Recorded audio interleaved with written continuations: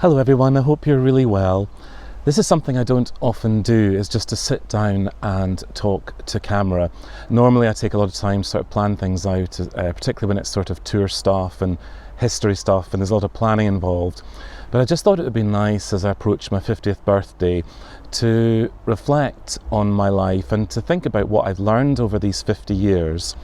And even, the thought of going back to my younger self and giving my younger self some advice about what to watch out for in life.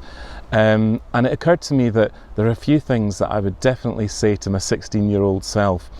And the first thing is just never, ever, ever give up. You can meet people in your life that will put you down, that don't have your best interests at heart, and they can really, really knock you off balance.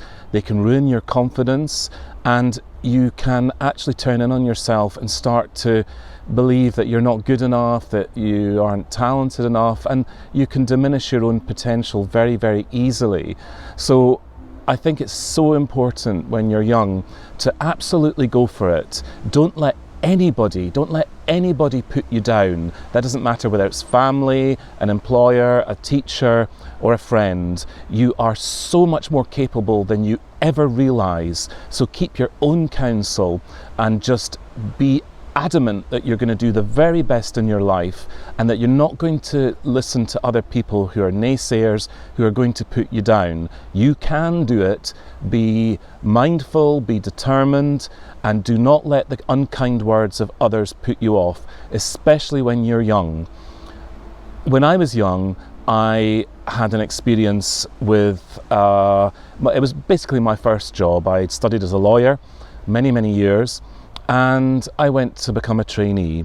And I don't want to say too much about it, but it was a really awful period in my life, and they just did not have my best interests at heart. I don't know why, to this day it's a puzzle, but there was no kindness, there was no compassion, and I was simply not taught a thing. I was left to just flounder, and I did flounder, and it was really quite humiliating. I started to believe that I wasn't very clever, intelligent, that I must be a bit silly, that I couldn't do this job, and it affected my confidence terribly, and it really kind of brought me down at a very young age, and I really believed that I was incapable of doing this job.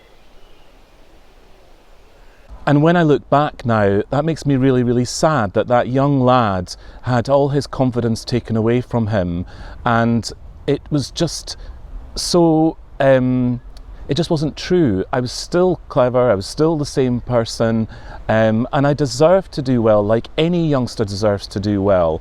And it is one of my most important things in life, is that youngsters, children, are nurtured, and that they are cared for, and that they are taught, and that they are guided, and that is so close to my heart.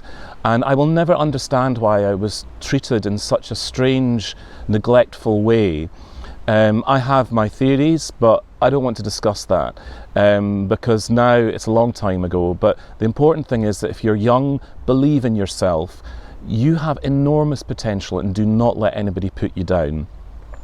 I kind of got the last laugh, really. I left there and feeling very hurt and humiliated, but I got a job, and I actually ended up teaching property law, land registration to hundreds of people, and that kind of turned everything around. So it kind of worked out really, really well. I went from being very, very unconfident about my abilities to really going right to the top. And I think, teaching other people is a really, really important factor in that. So if you're young, do not let anybody put you off. You can do it, be determined, and just don't let other people's neglect or unkind words sway you from realising that you are good enough, you can do it. I think another thing I realised is that whenever you're feeling just a little bit inadequate or unconfident, often it's just simply the case that maybe you're just not understanding something and that you need someone to explain things better. I was terrible at maths, and in fact I really didn't do well in my O grades at all. And it wasn't until I got to my higher and I was still struggling with maths. I was terrible. I think I was getting Fs. And I just thought, again, this kind of theme of feeling stupid and, you know, confidence low, and just thinking, how can everybody else do it? And I think that's something that is so important to recognise, that we all have that voice in our head that can really undo us, we can undermine our own confidence, and when especially if you have other people that seem to pick things up really, really quickly, that can make you feel as though, well, hang on, what's wrong with me? I'm just feel a bit stupid. But I learnt a very important lesson when I was so poor at maths. I got a tutor, and within 3 days I was doing quadratic equations, or whatever seemed to be like a foreign language. I was just doing them for fun, and it just took somebody sitting down with me quietly on my own and explaining things in a way that I could understand.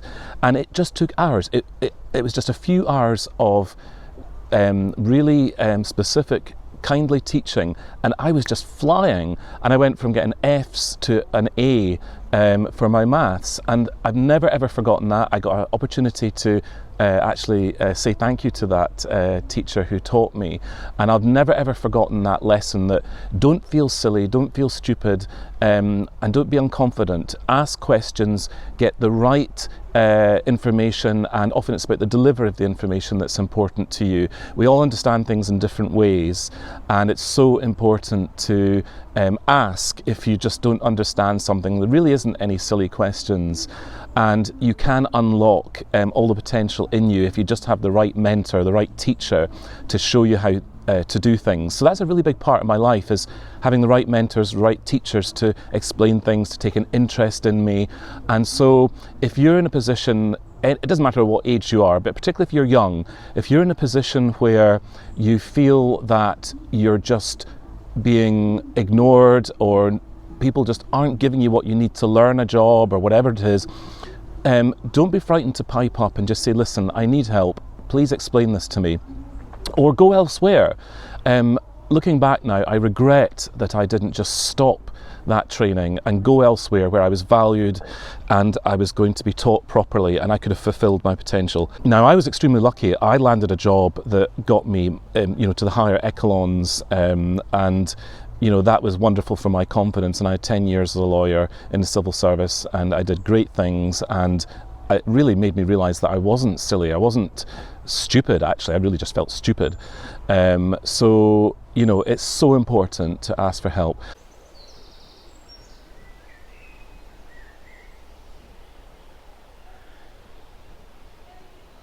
I think another story that comes to mind, which has a parallel with feeling unconfident, is when I went to do my law degree at Aberdeen University.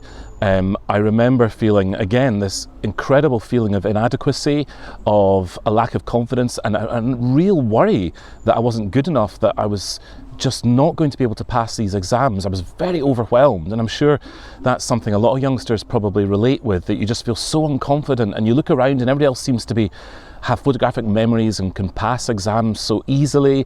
I had a friend with a photographic memory, and it used to really unnerve me because I've got a terrible memory, and I've struggled at exams so much. I mean, really, I made myself sick and ill, and I would recommend any young person, please don't worry about your exams too much. Just do your best. That's all you need to concentrate on. Try not to worry. Worry does not help. It's completely futile. And that's what I would definitely go back and tell my 16-year-old self. You are good enough. Just learn what you can, do your best, and the rest will take care of itself. I failed, again, a lot of exams. Well, not a lot, but a few at university.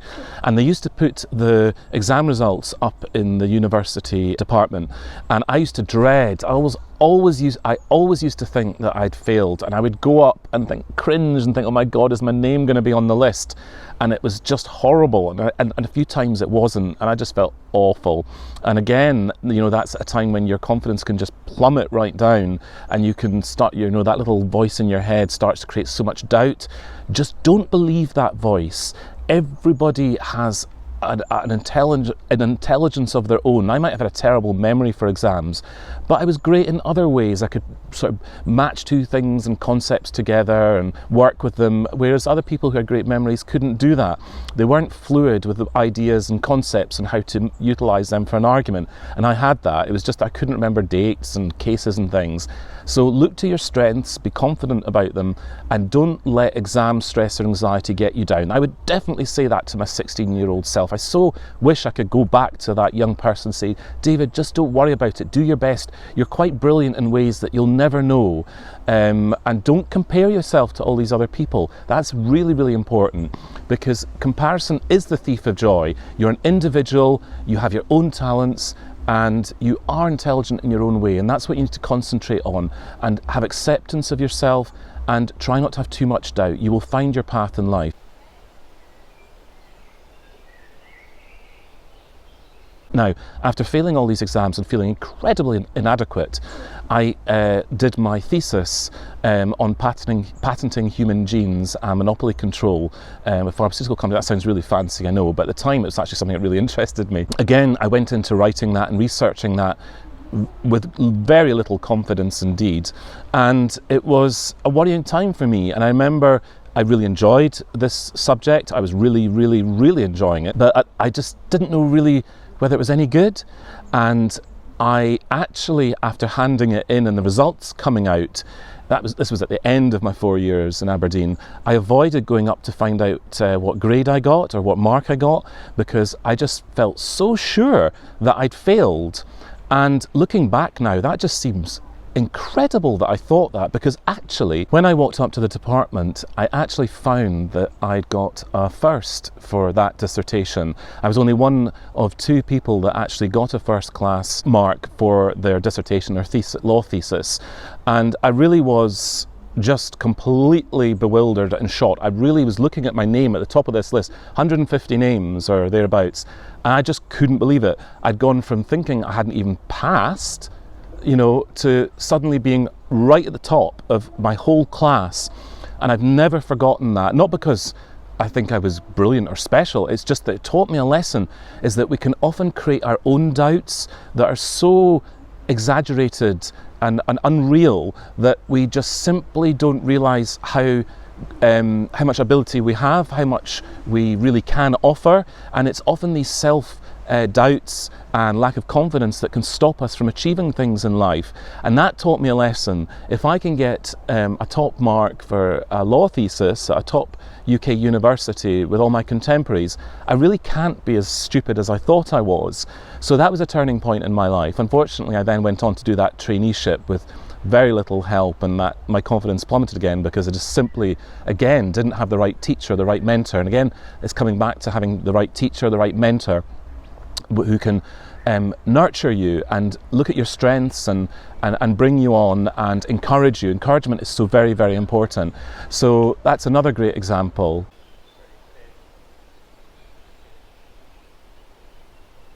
Another thing that I was very, very unconfident about when I was young was my looks. I suffered from really, really bad skin, and that undermined my confidence. It was so bad that I often didn't want to go to school, and I got very, very badly bullied. It was really, I really just wanted the ground to just gobble me up, and I just spent, hours and hours just in absolute turmoil about having to turn up at school with this awful skin. And I want to say to any youngster, and really I would love to go back, I would just dearly love to go back to my 16-year-old self and say, please don't take it too much to heart. It seems so awful at that age when, you've got bad skin and, you're wanting to look your best, as everybody does when you're young. And that really, really, again, was another undermining factor in my life that destroyed a lot of my confidence. And I just would love to go back to that little boy, or teenager rather, and just say, hang in there, David. It was an awful period in my life, and it went on for years and years and years. And it was all okay in the end. I wish I hadn't had so much suffering, and it created so much suffering for myself. I think that's a really important thing in life, is to realise when you yourself are actually creating your own suffering. I can't stress that enough, is that often our worries and anxieties are created just by ourselves and aren't actually real. And at that time in my life, with this terrible skin, I just believed that I was ugly and kind of unlovable and just wanted to hide away. And then, of course, inevitable happened. I got older and I met the most beautiful, wonderful, gorgeous girl who I couldn't believe would take an interest in someone like me.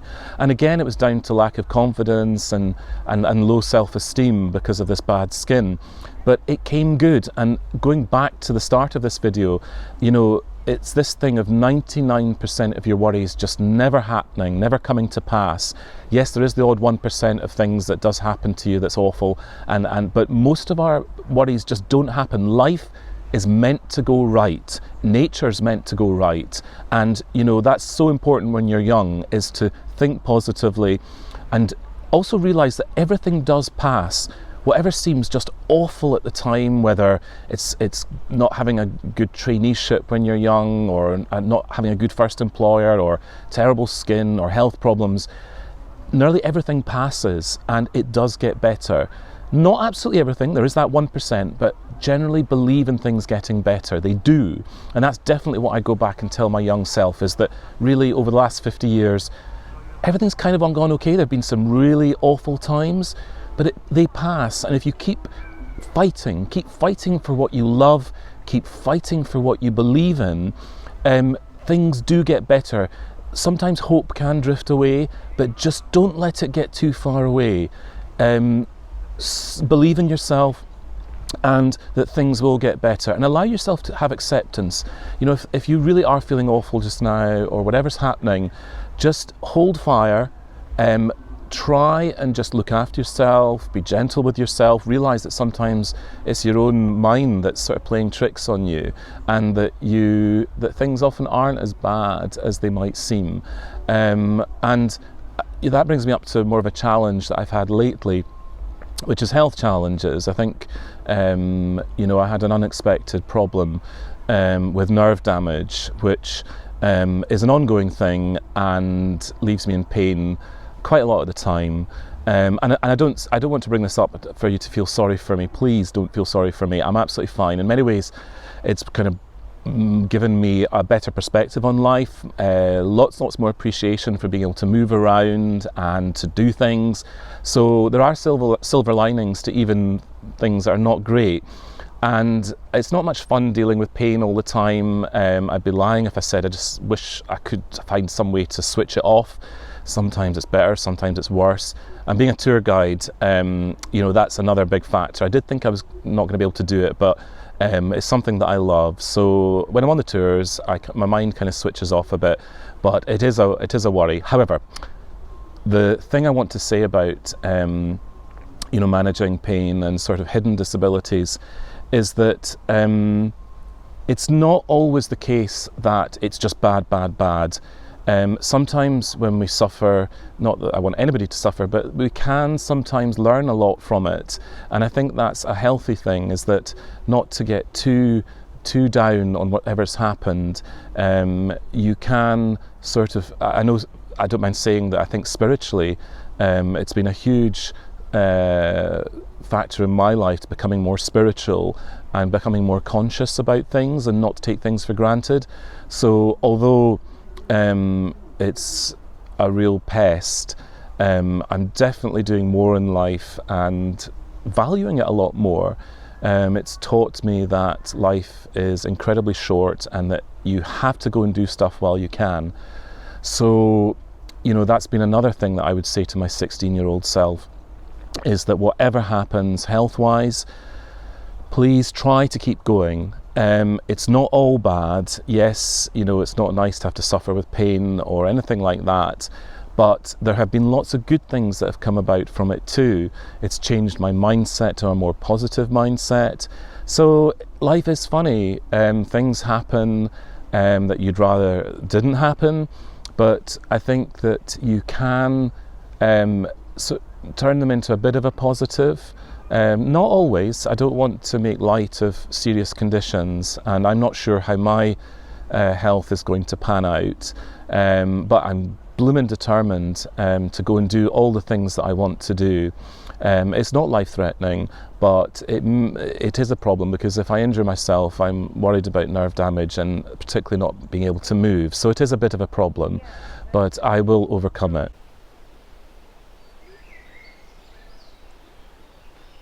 So another really important thing that I would have told my 16-year-old self is to accept myself, not to compare myself with anybody else, just to be happy with who I was. And I think comparison, particularly nowadays with social media, is a very big thing for young people, well, anybody of any age. And it's so easy to compare yourself and feel inadequate, but you mustn't do that.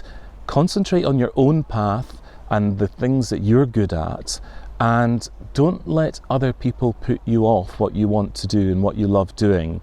It's very easy to look at people who are further on in what you're doing and feel inadequate or put off, but just chart your own path and take baby steps in what you want to do, and you will get there. Anything worth learning takes a lot of time. And again, if I could go back to my 16-year-old self, I would really encourage that young lad to be really accepting of himself, that he has a lot more potential than he realises, that he will come across people who will make him feel inadequate or unconfident. And that's one thing I really wish I could undo, is to just go back and say, listen, you're perfect as you are, be confident, and don't listen to these naysayers or people who neglect your welfare. You have so much potential, and when you're young, that's the time to realise it.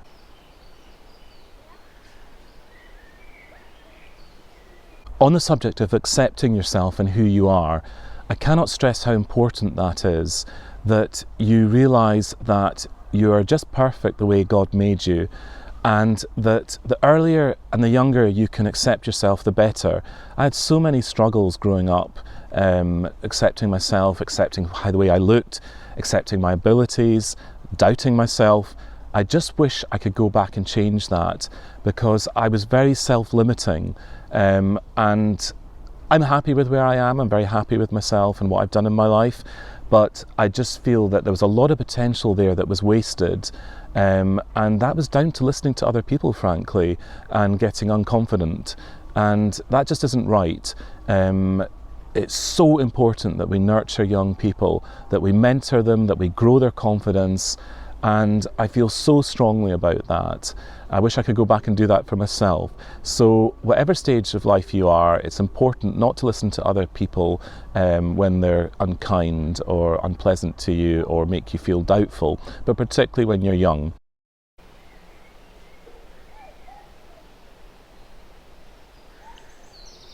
And finally, I want to talk about accepting your nature.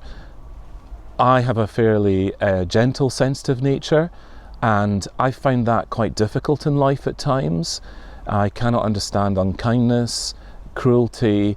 I am a huge believer in kindness and compassion. I always have been like that. And I genuinely believe that kindness and compassion is the glue of life. It's people with kindness and compassion that keep this world going. And they're often unrecognised for it, they're often taken advantage of, and it's so important that if you're a sensitive person, a kindly, a compassionate person, that you have boundaries, that you don't allow other people to take advantage of your good nature.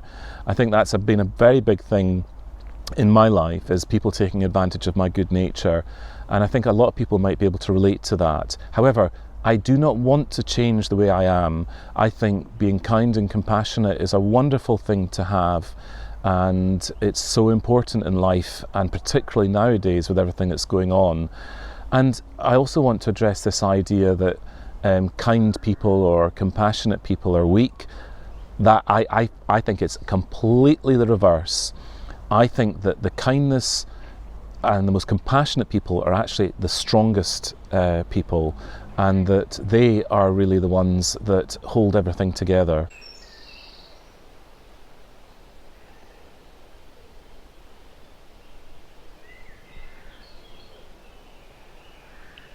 So if it's your nature to be kind and compassionate, don't let other people take advantage of you. Have boundaries and be absolutely clear with people, because the problem is that you can get taken advantage of and you end up being depleted because you're giving out so much energy to other people. It's very, very important to look after yourself and have kindness and compassion for yourself. There has to be a balance. It's great to give to people and be kind to people and to help people out, but you can't do that at the expense of your own health and particularly your own mental health. Just have boundaries and be very clear with people, and if you need to take time out, then do that. It's very, very important. So I think this has been a totally different kind of video. It's kind of strange talking unscripted to camera. It's not something that I felt very comfortable doing until now. It's also a bit of a departure from my usual videos, but I thought I'd just mix things up, and I was in a reflective mood this morning, thinking about 50 years on this planet, and I just thought it'd be nice just to share my thoughts, and maybe, just maybe, it might be of help to somebody out there. I think it's just very, very important to remember that you are good enough, that do not let other people put you down. Be strong in your mind about what you want to do and be determined, and also realise that life is a series of ups and downs. So whatever happens, realise that things do pass, things do get better, and that you can do whatever you put your mind to. Be confident, don't let anybody else put you down. You have the ability to achieve whatever it is in your mind's eye, and whatever anybody says about you, just keep going. That's probably the most important thing. Whatever you love doing, whatever's important to you, just keep going. Okay, well, I'm editing a few videos just now, and I've got a wee bit of a backlog. My next video will be 4 Gardens of the Royal Mile, which I hope you'll really enjoy. Let me know whether you like this kind of video. I don't know if my ramblings are very interesting, but I just thought I'd try something different, and I think sometimes it's fun just to share your thoughts. So let me know if you have any life advice. Are you coming up for 50? Have you experienced some of the things I have? Have you had your confidence knocked by somebody? What sort of advice would you have, or what would you like to go back to your younger self and tell your younger self to help? I'd love to be able to do that, because I just think I've been through so much that actually I could easily have avoided if I'd been able to go back. But that's life, that's the way you learn, but I'd be really fascinated to know if you have any of your own stories along the themes that I've just been discussing, or rambling rather. Okay everybody, I'll see you again very soon. Thanks for watching, bye bye.